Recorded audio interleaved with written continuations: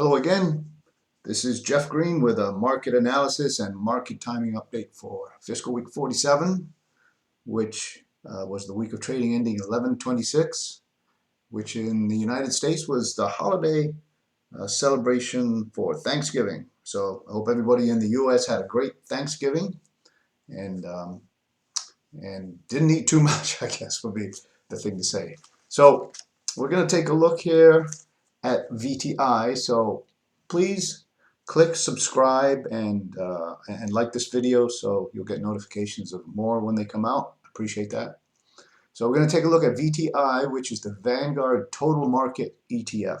The reason I like looking at this one in particular is because it's the broadest index of the stock market. It gives you a more broad look at what the entire market is doing and potentially going to do.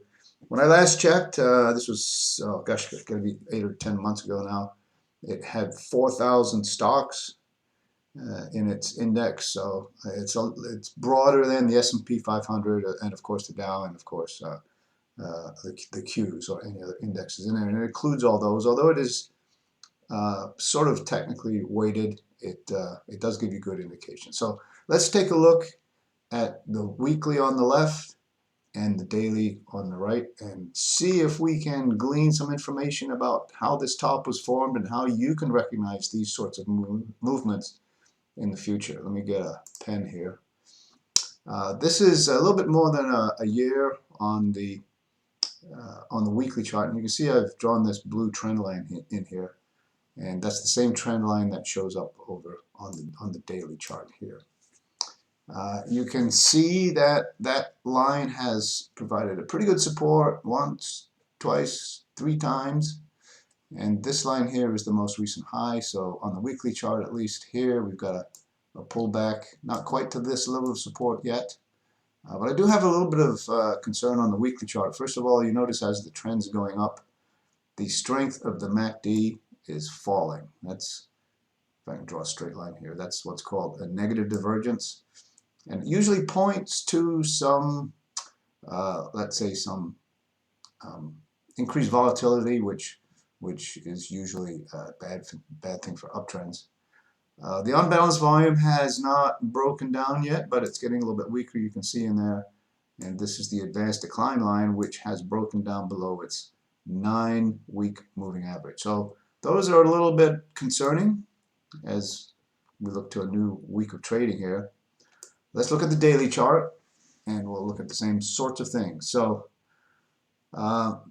Friday's action, which is this guy right here, was brought on by yet another COVID of the month variation. I think we're going to get these once a month for the rest of our lives. Unfortunately, it's a big money maker for pharmaceutical companies. It's a big well, I won't go into political stuff. I think we're just going to get it for the rest of our lives. But what's interesting about this is that in this entire top here, you can see if you use my 3x8 strategy, you have pretty good watch. This is not, it closed below the 8 here, so a good place to put stops in is if the broader market gets below that. So that's the sort of thing to watch for in a top. You can see we're building a base here. We didn't make a higher high. We're sort of hit our head at this level twice. Well, 1, 2, 3 times, and then we crossed over, the 3x8 crossover, and so we had already produced a pretty solid top here. Now, whether or not this COVID announcement would have continued in this direction, we'll never know, but nevertheless, it was a very strong down day on very increasing volume, especially when you consider that this trading day here was a half day of trading.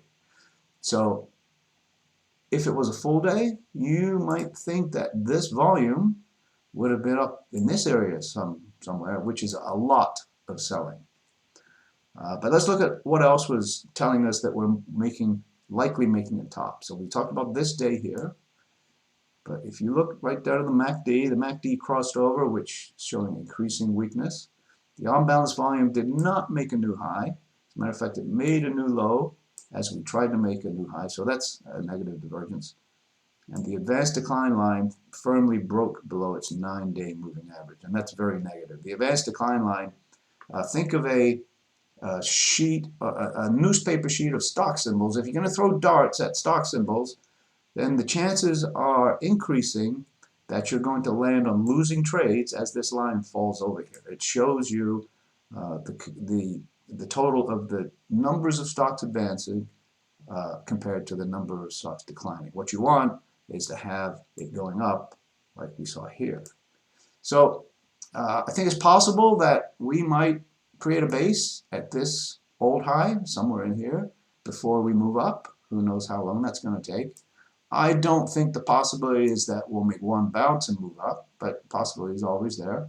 But then we would have to wait for the 3x8 strategy to tell us that it's time to look for new long positions. This MACD is still pointing down, unbalanced volume is pointing down, and like I mentioned, the advanced decline line is not very conducive to long positions. So let's talk a little bit about what we're looking for in order to know when to get back in the market. Let's look at the last bullish move we had here.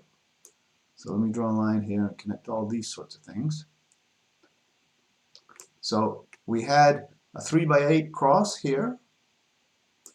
Volume wasn't telling us much, but let me just jump down to the on-balance volume. The on-balance volume was telling us that it was getting more bullish. The MACD had crossed, even though it was below zero, it had crossed and was showing increasing upward momentum. And like we talked about before, the advanced decline line was showing us that there were more bullish stocks than bearish stocks. So this right here is the ideal time to get in. And this is the ideal time to start protecting profits and move to the sidelines. So this would have got you in at about 227 on the VTI and got you out right around here at 240. So that's a pretty good run for how many days is that? Maybe 15 or 20 days. So I hope this helps. So we're looking to hold here. If we get down below it, I think there's more downside till we get to this blue line here, and then maybe a bounce. But I'm looking for a base to be built in here. And like I always suggest, wait for the indicators to clearly tell you it's time to get back into long stocks. If you have some profits, you might want to consider taking some off the table and going to the bank. So I hope that helps, and I hope to see you same place next week. Have a wonderful week.